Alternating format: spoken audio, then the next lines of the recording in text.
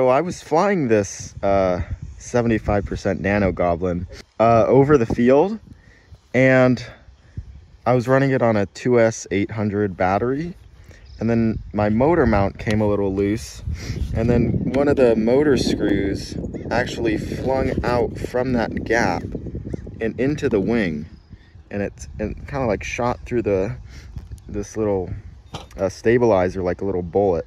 So make sure you not only use hot glue to secure the motor mount, but also use tape, because the tape actually holds it on much better.